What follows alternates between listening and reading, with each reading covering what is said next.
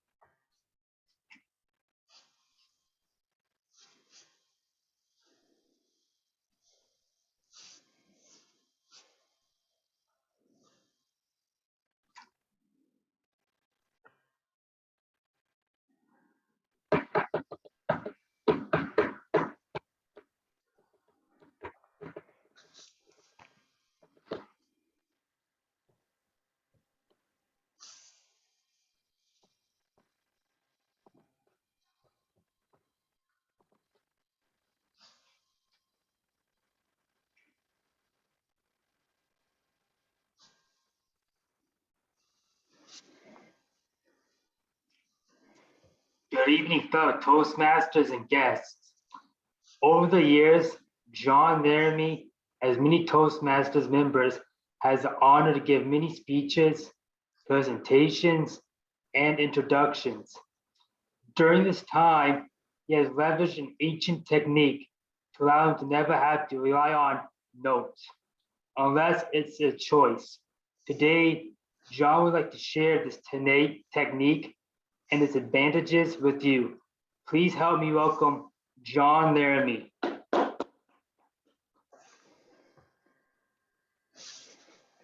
Thank you very much, Mackenzie.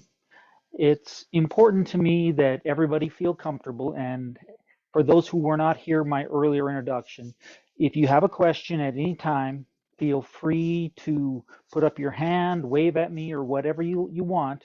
And if I am completely oblivious for a couple of minutes, be my guest and yell at me.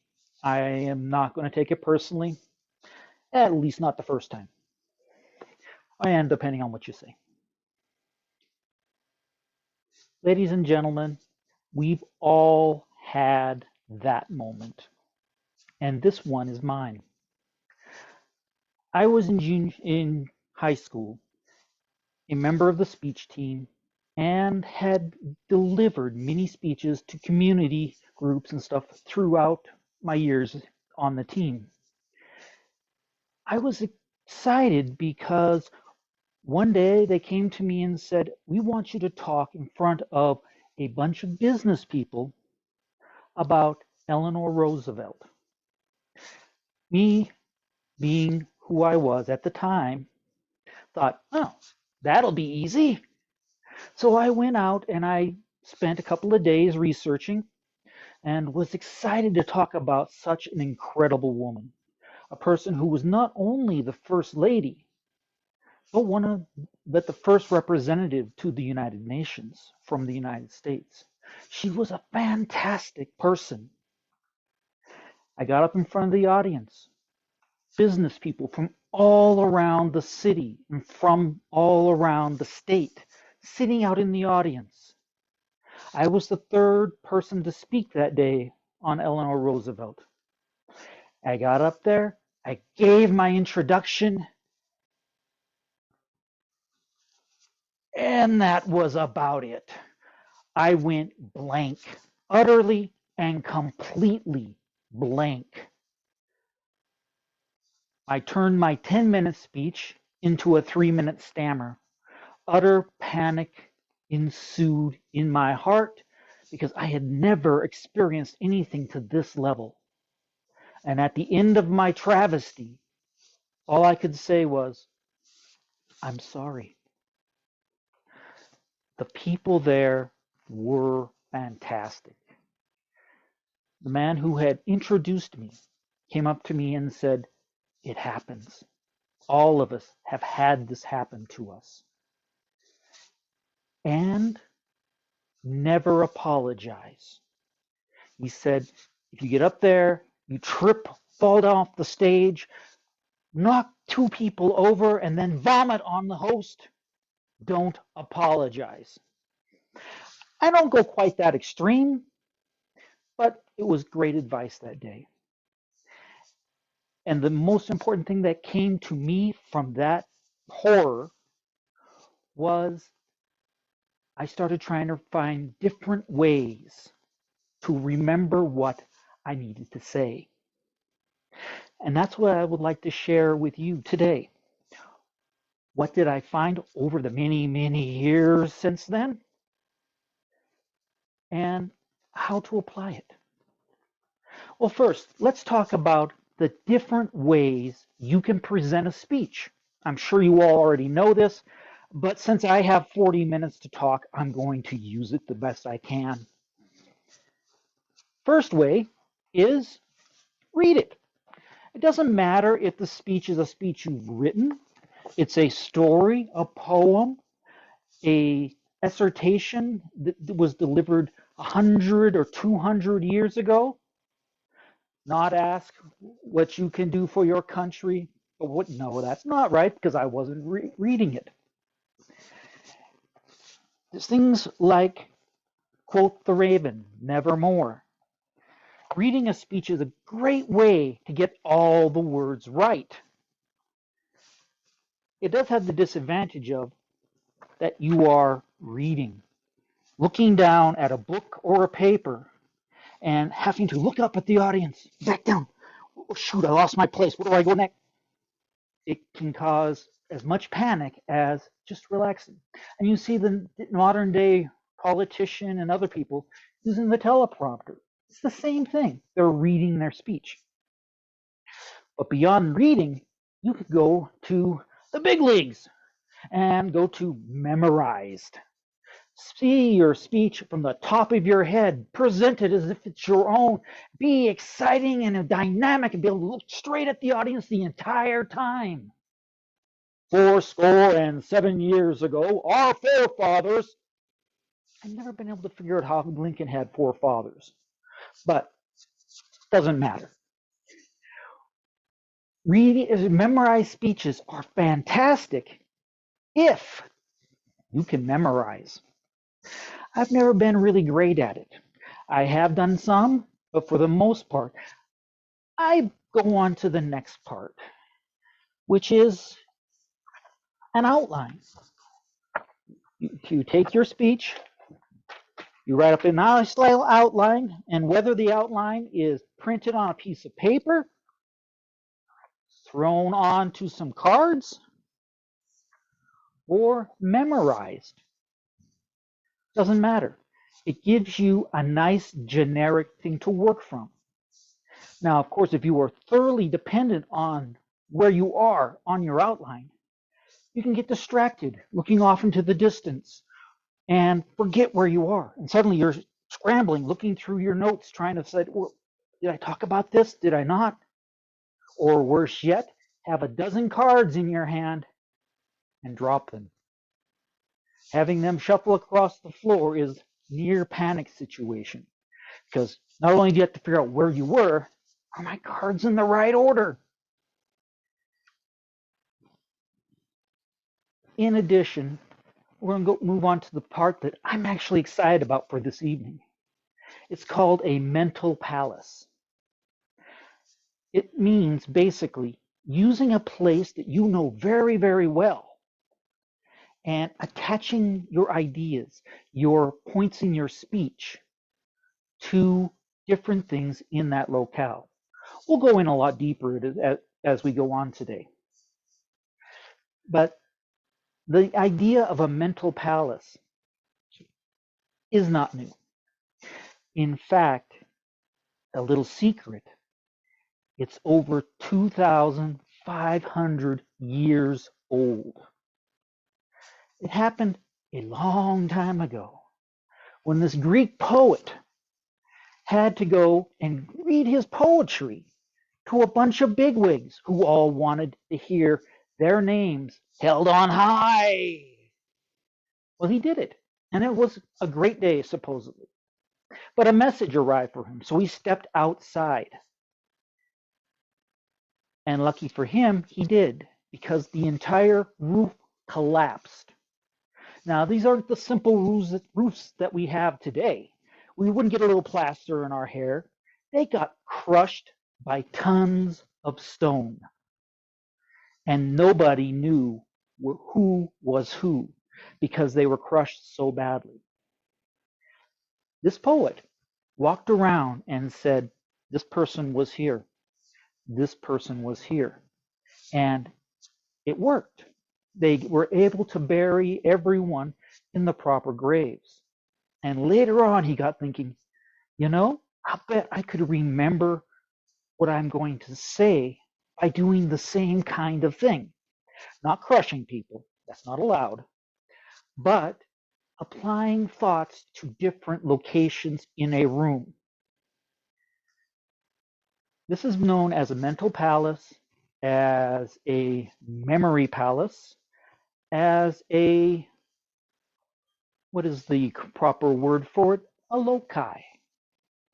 Loci in Greek means location. So he used that to remember things, and it caught on. And in fact, it caught on so well that memory champions, people who can memorize 300 things, numbers, words, whatever, in just a couple of minutes, use the exact same idea that he had. And they can memorize huge lists, tens of thousands of numbers of pi. I can't. In fact, I do not use the memory loci the way that it's meant to be used. Simply because my memory, no matter now that I've gotten a little older or when I was younger, stinks. I'm the first to admit it. It's one of the reasons that I never went into acting, or at least that's what I want to claim. My horrible voice and my tendency to overdo. Well, I guess I could have been a William Shatner lookalike, but it's a matter of going through and using what you can to remember what's going on. So let's talk about how this works. The memory palace basically starts with you finding a place that you're really, really comfortable with. It can be a house, a neighborhood, a museum, your work. It doesn't matter as long as you know it intimately in your mind.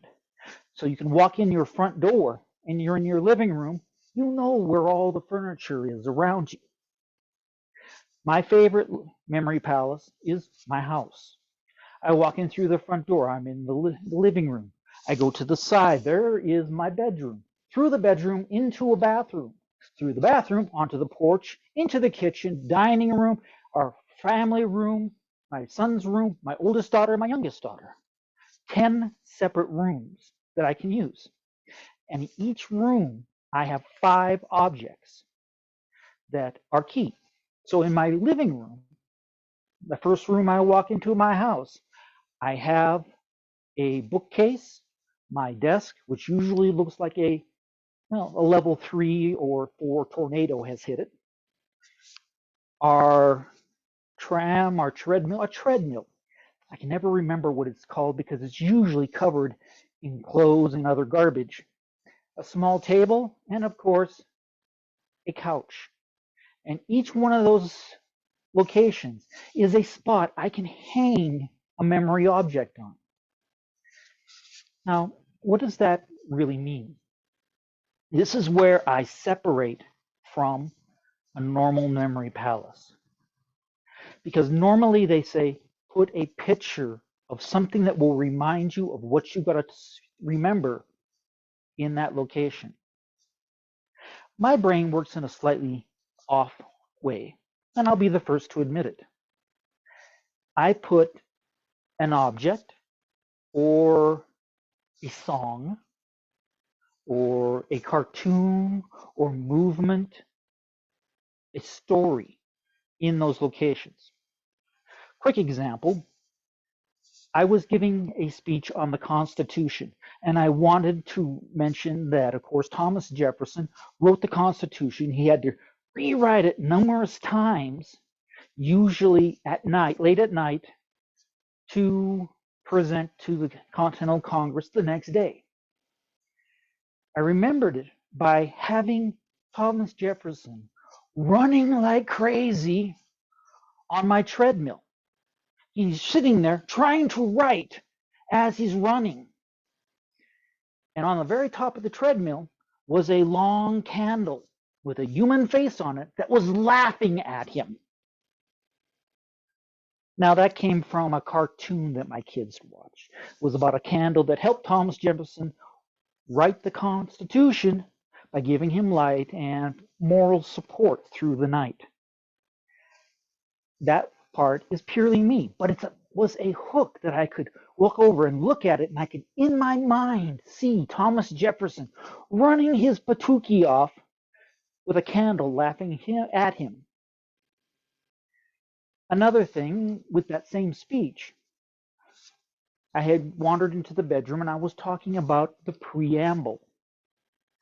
And on my bed, what I envisioned was a whole bunch of continental people running around on the bed, singing a song from Schoolhouse Rock. We the people, in order to form a more... Yeah, you know. And if you don't, please forget that I just did that. And it gave me not only that the Constitution, the first part of the Constitution was the preamble, but the words to the preamble itself. And all I had to do was remember there was only one line in that song that was wrong. It was one word off, no big. But if I know if somebody who I was talking or delivering the speech to heard it, they would say, "Didn't you memorize that?" No, I just remembered a childhood song. Those are the type of things that you can put on there to help you remember some part of your story. Another speech I gave was on some of the great physicists of our country, of our world, going through dropping the apple on the guy's head. That's a great picture. To Albert Einstein sitting in a chair. He had a chalkboard in his hand and was erasing it. And he was erasing "It's All Relative" off the chalkboard. And standing next to him, was MC Hammer. Does anybody know who MC Hammer is? Oh, I feel so sad. Oh, thank goodness. MC Hammer was an early rapper, and he used to go, "It's Emma time." Okay, great. But he's standing over looking at him and said, "No, what's the matter? Does it matter?" And on his shoulder was a tiny MC Hammer doing his dance moves back and forth on his shoulder so fast that there were streaks of light. So when I got to that point in the speech, I sat there and went, yes, the great physicist Albert Einstein, with his theory of relativity, which is E equals mc squared. Because when you square a number, you take a number and you put a little tiny number on its shoulder. And what does those actually mean? Well, energy equals, what does it matter? Mass times the speed of light squared. So that just gave that entire thing in one picture, in one little story. And I thought I was so smart because I would go and say, I do this to make it better. Well, not quite. There's the Aboriginal method. This comes from the Aboriginal people of Australia, who had a big field or other area that they would walk through with all the kids and the other people, and they would get to a spot, and the wise man, or whatever the proper position name is, would tell a story. Then they would walk a little further, and he would sing a song or demonstrate something for everyone. And in this way, they had a solid spot that down through the generations, they could relay information consistently. This allowed it to be used nowadays as a kind of internal storytelling that allows people to remember things. Because if you tell a story to yourself, and that can be a little complex when you're delivering a speech, so I don't necessarily suggest it, but you can say, Albert Einstein started off the day writing on his table about energy and moving on telling each piece because it's easier to remember a story than a bunch of facts. That makes it exciting, and it's something that I picked up naturally, which was to tell a story and then on each object that I got to. Didn't have to be a real story, but it could be. It could be complicated, like the Albert Einstein, or very, very simple, like Thomas Jefferson. Now, the important part of it is that it's something that you can connect to very easily as you're moving through. So, right now, everyone, I would encourage you to take a piece of paper and draw one room from your house. Just big old square or rectangle or whatever the shape is. And then say, okay, what's in this room? Do I have a couch? Draw it in its relative position. Do I have a bookcase, a desk? Is it the kitchen? Is this where the stove is? This is where the sink is. Just draw little places around and look at it. It's somewhere that you know intimately. You're not going to walk in and trip over something instantly. It's a place that you feel comfortable walking around by yourself. You don't need your children to come and show you the right place to make your way between the furniture. And then we'll just run a little experiment. Let's start off with how you envision things. Close your eyes and in your mind, see an apple. See an orange. See a purple elephant with pink polka dots rampaging its way through Paris, grabbing baguettes from a side stand. Now, if you can envision that, you're one heck of a way further on than I have ever been. But some people can easily view things in their minds this way. Is anybody lucky enough to have this ability?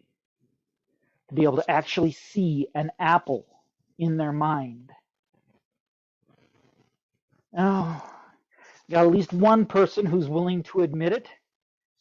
I actually cannot do so. It's one of the reasons that I have to rely on stories. Because if I could easily just take a look at a spot and in that spot see Albert Einstein with MC Hammer standing over his shoulder, this would be so much easier. But it's not. And that doesn't make it useless or too difficult to use. It just means that I have to approach it from a different viewpoint. Since I can't actually physically see something in my mind, I have to rely on other things. Let's say we're talking about a swamp. So during this swamp period, we're going to go up and say, okay, on my first piece of furniture, I'm going to hang this really sulfury smell. The first thing I thought of when I walked into a particular swampy area, was that it had a smell. And so in my mind, I can easily picture a smell, and I can picture it on this chair with like a bubbling pool. And as we move forward over to the next piece of furniture, we can think of, I've got cattails growing all over my desk. Oh my gosh, they're just everywhere. And there's little birds in there tweeting at me. Chirp, chirp, chirp. And bugs. And of course, you got to have a snake crossing the path so that my daughter can step on it and scream at high heaven, which is what really happened at this swamp. And it fixes those ideas in my mind. So when I'm delivering the speech itself, I can say, talk about, we went down to the swamp, we had to collect bugs for my son's science project. And it smelled just horrible. And I couldn't figure out why, because a swamp, I'd never encountered one that had this level of smell. Further on in my mental image, I can come up to the treadmill, and on it, I can have a little corpse laying there, actually piles of little corpses that are all degrading in the water, releasing not cyanide, but sulfur gas. And so that explains the smell. And so I can go in there and say, yes, that smell came from so much degrading material, living animals that were no longer living, all the plants that had lived and died, and they were all decomposing. And so that just keeps the connections going as you're walking forward. Now, in your pictures, think of a swamp, like I said, and what you think of a swamp. Put on one piece of the furniture. Just something that would stand out to you, whether you've actually walked into a swamp and had to be drug out because you sank into the mud, or just going in there and catching some bugs. Anyone want to volunteer what they think of when they think of a swamp?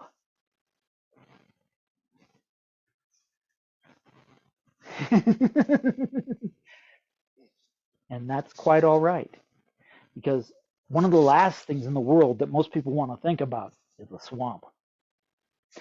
But the key to it is, when you are thinking about it, think of something that will stand out to you personally. I can't use somebody else's mental palace because I don't think like them. And when I think like myself, no one else will probably understand the way I think. I'm willing to admit it. Now, let's talk about how I actually go through the process itself. You've gotten a little preview of it, but let's start with this particular speech. I went in, and the first thing I did was I wrote myself out an outline. Now, this outline is fragmentary. It is just okay, this is the general outline. But then the next page, I put in research for each point. So for several pages, I put down just my thoughts and ideas. And finally, when I have everything laid out, I have a speech that I want to give. I'll start by picking up my notebook, walking to the front door of my house, if that happens to be the place that I'm using for my mental palace, and start there. How do I remember the first point? Well, I look at my bookcase and I go, Okay, I'm going to tell a story. Very embarrassing. And I can picture the stand, the stage, me standing up there looking like I'm about to, well, lose my lunch. And is enough to trigger the idea of the story for me. Then I move to the next point and the next point. And finally, I get to some other place. So let's talk about my example earlier when I described the different ways of controlling your speech. I had mentioned first written, reading it itself. Okay, great. I can read it, and in my mind, I have my kitchen table, and on there was a manuscript of the speech that I was going to give. Now, next to it is a little doll. And this little doll has a large mouth that's chewing on the manuscript, taking off pieces, swallowing it, and then it goes right back to on the manuscript, perfectly preserved, a memorized speech. And then I'll leave it to your imagination, but my little doll is eating the written word, and the way we take in lots of food and make it smaller and then eliminate it, I'm thinking of the doll doing that, which of course gives us an outline. And that outline with cards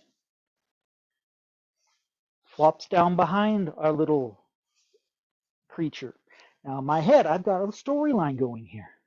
And I got the cards, which means the outline, which can be in a book or can be memorized. And then the wind blows and the cards come out, forming a nice little sidewalk up to a house. And this is the mental palace. And so I can easily, through this little story, follow my way through saying, I start here and work my way across the table so that I remember the entire thing. And that's the biggest key, is just something that allows you to remember that point in your speech. You get distracted. Somebody starts screaming and having a fit over in the corner. Usually it's children. Well, most of the time it's children. But then you can say, what was I talking about? And people have actually seen me say, where was I? Because I'm not saying, where in this written pile was I standing? Where was I in the house? Oh, wait a second. I was in the kitchen, right in front of a table. Oh, yeah, I know where I was. And I can go on. It allows you great comfort once you get the flow and how it works together. Now, as far as what we can do with it, and some warnings. First warning, when you're delivering a speech and you're using a mental palace, have more than one. Simply put, if you have a wonderful mental palace and you're going to go great on time on a speech, and you're doing a speech on the Constitution, but also a speech on the movie Mary Poppins, you might walk into a room and instead of seeing something dealing with the second part of the Constitution, Act 2, however you want to put it, you see a bunch of dancing penguins going across the floor in your mind. I use see loosely, but that is what mentally I thought of. And there's nothing more weird feeling than sitting there expecting to see something about the Constitution and realizing that you should be seeing chalk drawings and little birds. So my suggestion is use a mental palace, one per speech that you are giving currently. If you have two speeches you're working on, use two different mental palaces. Now, you don't have to be really, really strict with the idea of a mental palace. I can walk into my front room and sitting on my fireplace in my mental palace is my childhood home, a dollhouse. And I can walk over, open it up, and I can walk through my childhood home, continuing my speech at that spot so that I have more room, more spots to hang things. Or you can just say, okay, I'm done. I've run out of spots inside this house. I'm going to hop in my car and take my mental palace that I have between my home and my work, which includes things like the corner outside of my house, the down the road, turning onto the highway, seeing my daughter's dance studio, getting to the light over the railroad tracks. There's Albertsons just passed me by, going over the bridge, etc., etc., etc. And I can have something on each point. A mental palace does not, a room in your mental palace doesn't have to have 5 or whatever number of things. It can just be some place to hang something. One of the places I use often for my mental palace is a short trail that my daughter and I hike every year. It's our first one every year. It's right up by the hospital. And there's a number of interesting things along the path that allows me to hang up the pieces of my mental palace. It makes it very easy. In addition to having multiple mental palaces to use in one way or another, always be ready to just try and learn, because it has to be interesting. You can be talking about the encyclopedia, but having a mental picture of a book sitting on the table is not going to trip exactly what you're looking for. The big thing is to make it memorable for you, something that sticks in your mind. Now, is this easy? Well, my next warning is no, it's not easy. It takes some practice. Going through and saying, okay, I need to do this. I have my outline, and then walking through your mental palace, preferably your house when you're first learning this thing, and placing things on there takes more effort than, say, writing it down an outline and pulling the card out during your speech. Though I will be the first to admit, it looks more impressive, especially if you've got weird things running through your head and nobody else knows. You can have loud sounds, music, everything is in your head. And it's not because you're going insane, it's because that music tells you, oh, I'm talking about Battle of New Orleans from an old song, 1816. We took a little trip down the Mississippi with Colonel whoever. It was a key because it was called the Battle of New Orleans was the song. And when you have things to work off that way, it makes it easy to remember. And the other piece that I want to suggest to you is always be willing to just kind of pull a little from the air. You know what you want to talk about, but you may not have everything mapped out in your mind of exact words you're trying to be. So, like a table topics, be willing to just go with the flow. I will usually now, when I do use this, use about 70 to 80% from the mental palace, and the rest is me just talking. Pulling the idea I have from the mental palace and stretching it to fill the time that I need it to. And the more comfortable you are with this, you can move on to something just a little more advanced. I love table topics, and I love one of my games. People in my club know that I like to play these particular games. One of them is I will take a piece of paper, pass it around, and have everybody put ideas that they would like to hear me speak on that day, and then give it to our Toastmaster. The Toastmaster will go up front and introduce me and say, yes, John today is speaking on blah, as I'm walking forward.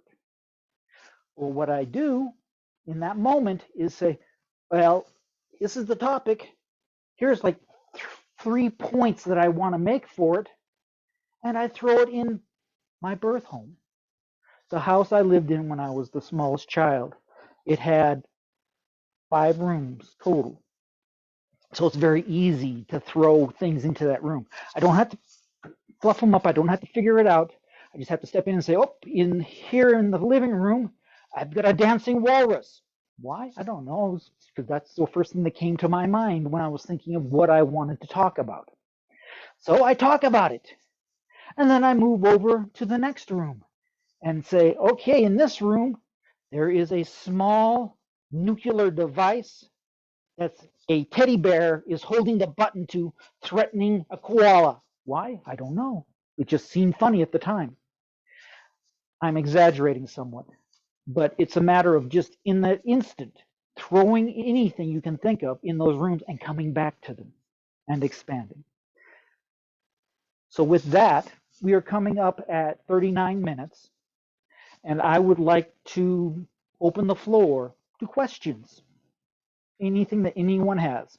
Otherwise, you can sit there and watch me keep on yattering on for quite a while. Does anyone have any questions? Well, I must have done way better than I thought I did. Have you found any references that would be useful to us? The simplest thing I can say is just to go on to Google, type in mental palace, and what you'll see is 50 references to Sherlock Holmes. Because in the latest Sherlock Holmes TV series, Sherlock, one of his things he does is he has a mental palace. Basically, he has a mental attic, he calls it. And he puts things, everything that he sees in a crime scene, into little slots up there. And as he's trying to figure out what happened in the crime, he'll walk through his mental palace and say, okay, this goes with this doesn't belong, etc. And say, okay, I figured it out. Why didn't you? And Watson's just standing there going, huh? But there are tons of references. I did include one good link on for this meeting on the Who's site, but look up Mental Palace. And the other thing I would suggest looking up is Aboriginal technique. And that is the Aboriginal one that uses stories, songs, etc. I wish I had known about those ideas much sooner. It would have made what I did easier. Anyone else?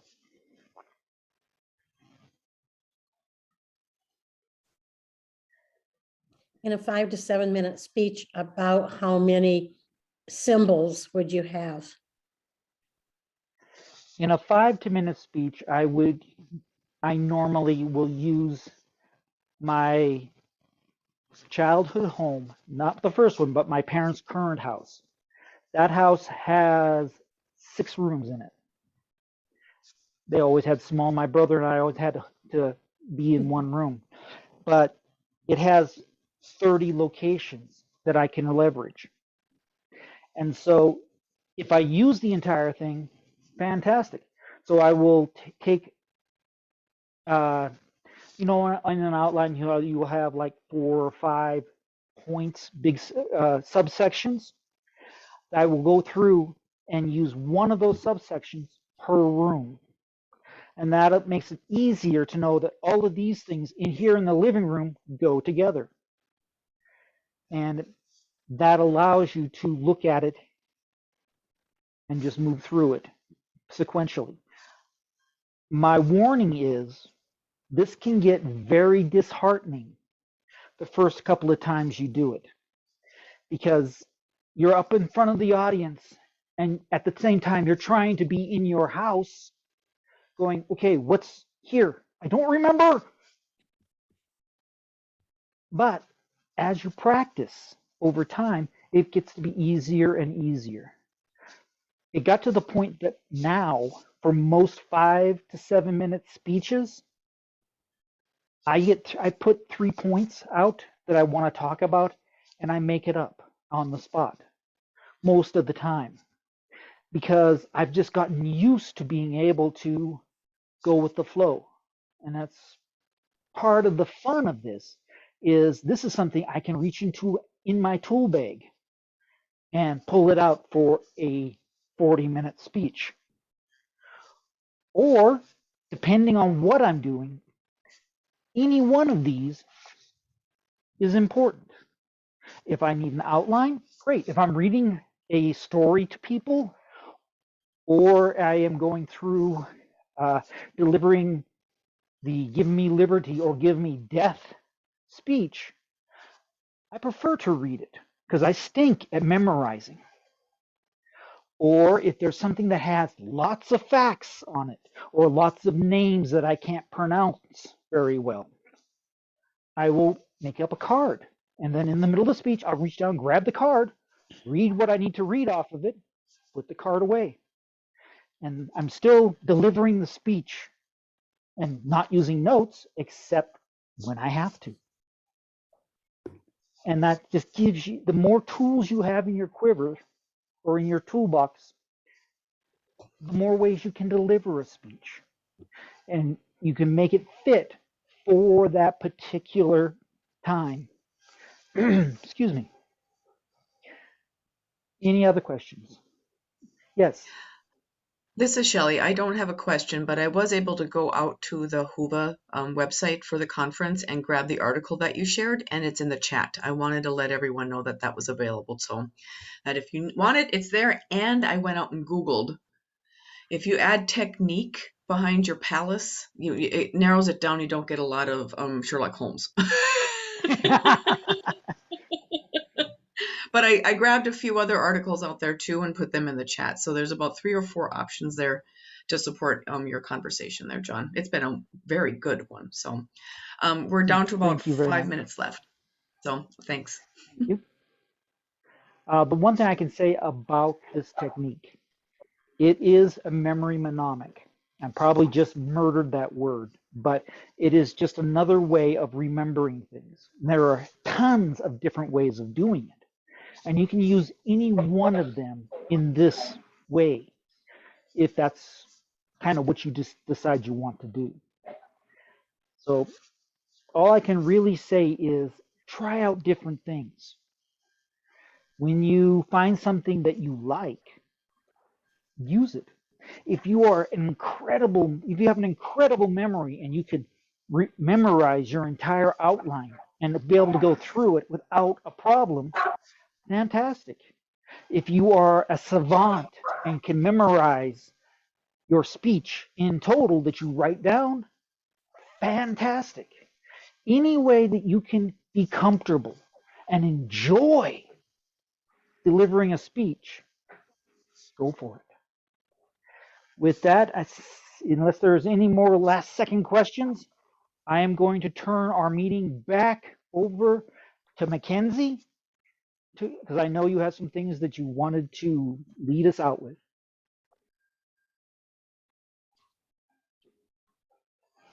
Thank you everyone for attending tonight's education sessions. And don't forget, we also have another set of speakers lined up for tomorrow night, starting at 7 p.m. Mountain Time and 8 p.m. Central Time. The hospitality room will also be opening in just a few minutes. Please join Laura Gobo and other Toastmasters and guests from across the district for a fun-filled session of Night Owls karaoke. To participate, you can register on the meetups in the community section of the conference website. Thank you and have a good night. Thank you all.